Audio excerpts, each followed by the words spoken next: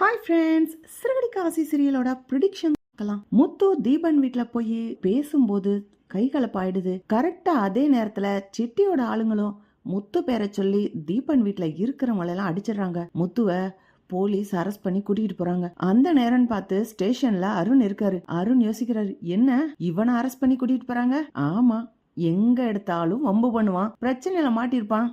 இருடா இரு, இதுதான் சரியான சந்தர்ப்பம். என்ன பிரச்சனை வேணா இருந்துட்டு போட்டோம், ஆனா உன்னை மட்டும் இதுல இருந்து வெளியில வர விடவே மாட்டேன். என் கல்யாணத்துல என்ன அசிங்கப்படுத்துறியா? உனக்காக நான் கல்யாணம் பண்ணாம காத்திருக்கணுமா? எனக்காக வந்த பெரிய பெரிய ஆபீசர்ஸ் எல்லாம் மண்டபத்துல வெயிட் பண்ணி இருக்க வச்சிட்டேல, உன்னை இரு, இன்னைக்கு ஒரு வழி பண்ணிடுறேன் அப்படின்னு அருண் மனசுக்குள்ளே யோசிச்சுட்டு வேகமா பின்னாடி போய், சார் என்ன ஆச்சு சார், என்ன பிரச்சனை? இவர் எனக்கு தெரிஞ்சவர் தான் அப்படின்னு முத்துவ கை காமிச்சு அருண் கேட்கும்போது, இல்லப்பா, இவர் மேல ஒரு மிரட்டல் கேஸ் வந்திருக்குது, இவர் யாரையோ வீட்டுக்கு போய் மிரட்டி இருக்காரு, அடியால் வச்சு அடிச்சிருக்காரு அப்படின்னு சொல்லும்போது, ஓ இவர் ரவுடி பையதானே, இதெல்லாம் பண்ணதானே செய்வான் அப்படின்னு அருண் மனசுக்குள்ளே யோசிச்சுக்கிட்டு, இல்லைங்க சார், இவர் ஒரு சாதாரண டிரைவரு, இவங்க ஒய்ஃபு ஒரு சாதாரண பூ விற்கிறவங்க, இவங்க எப்படி சார் அப்படிலாம் போய் மிரட்ட முடியும்? இவர் கொஞ்சம் கோமா பேசுவார் சார், அதை பார்க்கும்போது மிரட்டுற மாதிரி தான் தெரியும், ஆனா இவர் அப்படிப்பட்ட ஆள் இல்ல சார், ஒரு சாதாரண டிரைவர், இவரால எப்படி சார் அடியாலாம் வச்சு ஆளுங்களை அடிக்க முடியும்? இல்லைங்க சார், விட்டுருங்க அப்படின்னு அருண் பேச முத்துக்கு காண்டாகுது.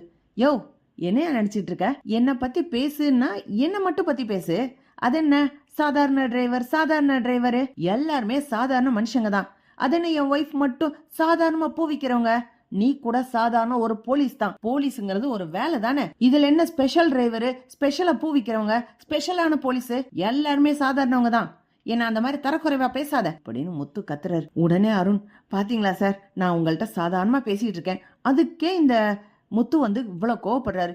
இந்த மாதிரிதான் சார் அந்த வீட்லயும் போய் ஏதாவது பேசியிருப்பாரு, அதை அவங்க தப்பா புரிஞ்சுக்கிட்டு ரவுடித்தனம் அடியால் வச்சு அடிக்கிறாங்கன்னு நினைச்சிருப்பாங்க அப்படின்னு அருண் சொல்லும்போது முத்துக்கு ஆத்திரமா வருது. சார், என்ன நீங்க விசாரிங்க, இந்த அருண் ஒன்னும் விசாரிக்க தேவையில்லை, என்ன தூக்கி லாக்கப்ல போடுங்க சார், என்ன கேஸ் வருதா பாத்துக்கலாம் அப்படின்னு முத்து போய் லாக்கப்ல உட்காந்துக்கிறாரு. அருணை இன்ஸ்பெக்டர் கூப்பிட்டு, என்னையா உனக்கும் அந்த ஆளுக்கு முன் பகையா என்ன, வேண்டியவனா, வெளியில விட்டுறணுமா அப்படின்னு கேக்குறாங்க. சாதாரண கேஸ் தான்யா, சும்மா மிரட்டிட்டு விட்டுறலாம். இல்ல சார், அப்படிலாம் விட்டுறாதீங்க, நாளா வேலைக்கு வந்துட்டா வேலை தான் சார் எனக்கு முக்கியம், சொந்தம் உறவு அதெல்லாம் ஒண்ணு இல்ல, அதோட இவன்லாம் எனக்கு பெரிய உறவுலாம் கிடையாது சார், இவன் யாருன்னே எனக்கு தெரியாது, நீங்க சட்டப்படி என்ன செய்யணுமோ செஞ்சுக்கோங்க சார் அப்படின்னு அருண் சொல்லிடுறான். அருண் மனசுக்குள்ளே சொல்லிக்கிறான், இருடா இரு, இந்த கேஸ்ல இருந்து நீ வெளியிலே வர முடியாது, இனி நீ அந்த குடும்பத்துல ஒரு மனுஷனா இருக்கவே முடியாது, பாரு எப்படி நீ வெளில வர நான் பாத்துக்கிறேன் அப்படின்னு அருண் மனசுக்குள்ள வஞ்சனையா யோசிக்கிறாரு.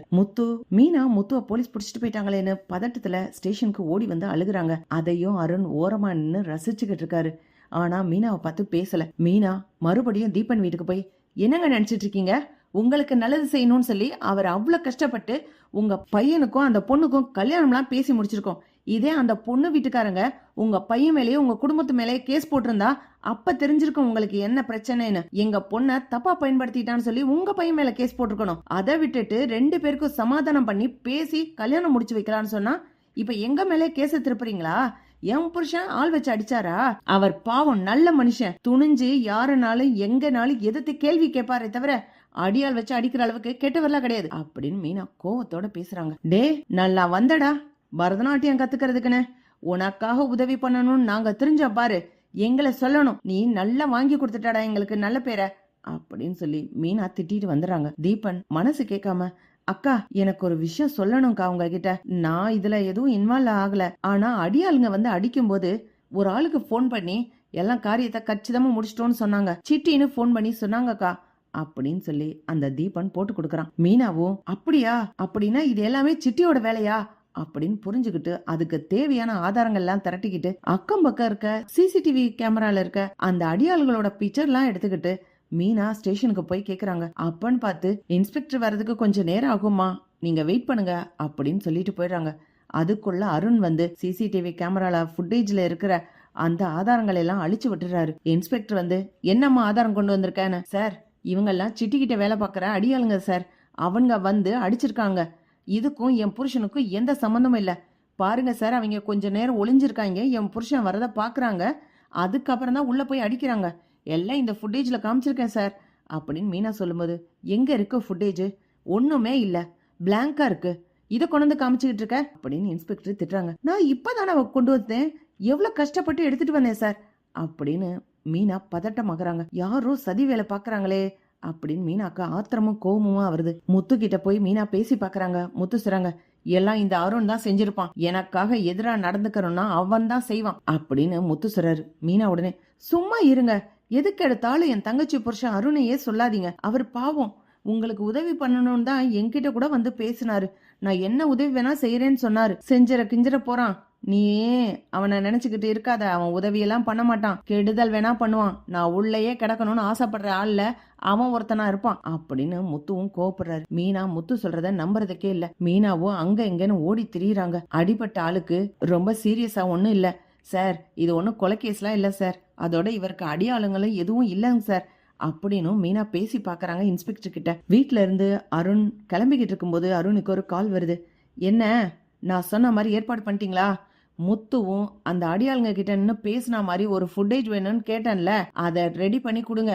அதை போய் இன்ஸ்பெக்டர் கிட்ட கொடுத்தா தான் முத்து வெளியிலே வர முடியாம உள்ளே கிடப்பான். இவன் தான் அடியால் வச்சு அடிச்சான்னு அதுக்கான ப்ரூஃப் வேணும். இந்த மீனா வேற முத்து நல்லவன் அப்படின்னு நம்பிக்கிட்டுறாங்க அப்படின்னு அருண் பேசுறாங்க. சீதா வீட்டுல இல்லன்னு நினைச்சு அருண் பேசிக்கிட்டு இருக்கும்போது சீதா அப்பன் பார்த்து வீட்டுக்கு வரலான்னு வரும்போது இதை எல்லாத்தையும் ஒட்டு கேட்டுறாங்க. சீதாக்கு இப்பதான் புரியுது, ஒருவேளை அருணுக்கு மாமாவை பிடிக்கல, அதனால்தான் மாமாவை கஷ்டப்படுத்தணும்னு நினைச்சுக்கிட்டு இருக்காரு. அக்கா பாவம், இது தெரியாம அருணை நம்பிக்கிட்டு அருண் கிட்ட போய் உதவி கேட்டுக்கிட்டு இருக்கே அப்படின்னு சீதா யோசிச்சு வேகமா மீனா கிட்ட போய், அக்கா சாரிக்கா, மாமா சொன்ன பேச்ச நான் கேட்டிருக்கணும், நான் தெரியாம இந்த அருணை கல்யாணம் பண்ணிக்கிட்டேன், அருண் ரொம்ப நல்லவர் தான், இல்லன்னுலாம் சொல்லல, ஆனா மாமாக்கும் அருணுக்கும் ஒத்தே போகல, மாமாவை நீங்க ஜெயில இருந்து வெளியில எடுத்துடணும், இந்த கேஸ்ல இருந்து விடுவிக்கணும்னு எவ்வளவோ முயற்சி பண்ற, ஆனா இந்த அருண் மாமாவோட பிரச்சனையை இன்னும் கொஞ்சம் பெருசாக்கி மாமாவை ஜெயிலுக்குள்ளே இருக்க வைக்கணும்ன்றதுக்கு அதுக்கான ஆதாரங்களை திரட்டிக்கிட்டு இருக்காரு, நீ கொடுத்த ஃபுட்டேஜ் எல்லாம் டெலீட் பண்ணதும் இவர் தான்க்கா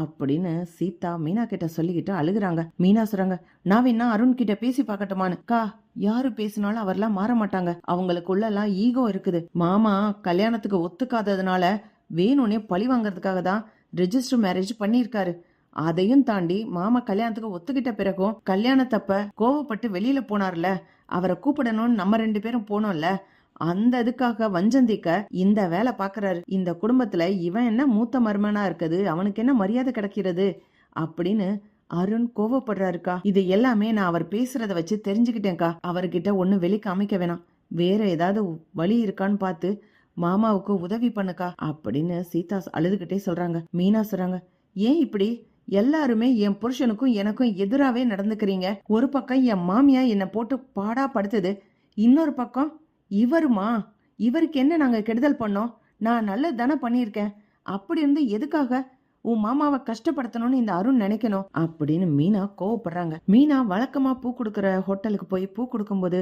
அந்த இடத்துல தீபனும் ரதியும் மீட் பண்றாங்க. மீனா அவங்கள பாத்துக்கிட்டு இருக்காங்க. அந்த ஹோட்டல்ல இருக்க ஆள் சொல்றாங்க, இவங்கள உங்களுக்கு தெரியுமா, இந்த பொண்ணு சின்ன பொண்ணா இருக்கு, அடிக்கடி இந்த ஹோட்டலுக்கு வந்து தங்குறாங்கம்மா அப்படின்னு அந்த ஹோட்டல்ல வேலை பார்க்கறோன்னு சொல்றாங்க.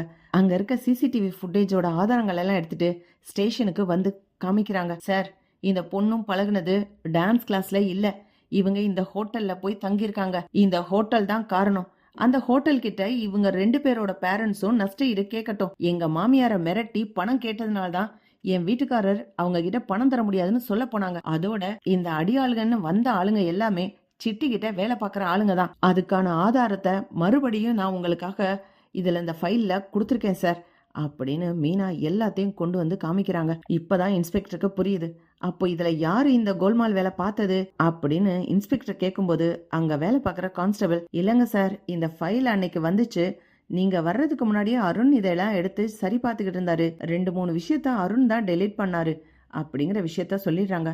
மீனாவுக்கு இந்த வேலையெல்லாம் அருண் தான் செஞ்சிருக்காரு அப்படின்னு சீதா சொன்னப்போ கூட அரை மனசா நம்பியிருந்தாங்க. இப்ப இன்ஸ்பெக்டர் சொல்லும் போதுதான் அருண் நம்மளுக்கு எதிர வேலை செய்யறான்ற விஷயத்த புரிஞ்சுக்கிறாங்க. முத்து மேல எந்த தப்பும் இல்ல அப்படின்னு விடுவிச்சுறாங்க. தீபன் ரதி வீட்டுல இருந்து கூப்பிட்டு, உங்க பொண்ணும் பையனும் பழகுனது இந்த டான்ஸ் கிளாஸ்ல இல்ல, அவங்க தனியா ஹோட்டல்ல ரூம்லாம் எடுத்திருக்காங்க அப்படின்னு சொல்லி இன்ஸ்பெக்டர் இனிமே விஜயா கிட்ட பணம் வேணும்னு மிரட்டக்கூடாது. அவங்கள பணம் கேட்டு மிரட்டினீங்கன்னு சொல்லி அவங்க கம்ப்ளைண்ட் கொடுத்தா உங்களை தூக்கி லாக்அப்ல போட்டுருவேன் அப்படின்னு இன்ஸ்பெக்டர் சொல்லி இந்த கேஸ சுமூகமா முடிச்சு வைக்கிறாங்க. முத்து வெளியில வந்துடுறாரு. மீனா முத்துக்கிட்ட, சாரிங்க, உங்க பேச்ச நாங்க கேட்டிருக்கணும். சீதா இப்பதான் எல்லாத்தையும் சொன்னா. அருண் தான் பாதி பிரச்சனைக்கு காரணம். இல்லன்னா இந்த கேஸ் ஒன்னும் அவ்வளவு பெரிய விஷயம் இல்ல. இதை எப்பயோ சாட்சியோட நிரூபிச்சு உங்களை வெளியில கூட்டு வந்திருப்பேன் அப்படின்னு மீனா அழுதுகிட்டே சொல்றாங்க. இப்படித்தான் போலாம் ஃப்ரெண்ட்ஸ். பக்கத்துல லைக் பண்ணுங்க, ஷேர் பண்ணுங்க, கமெண்ட் பண்ணுங்க. Thank you friends.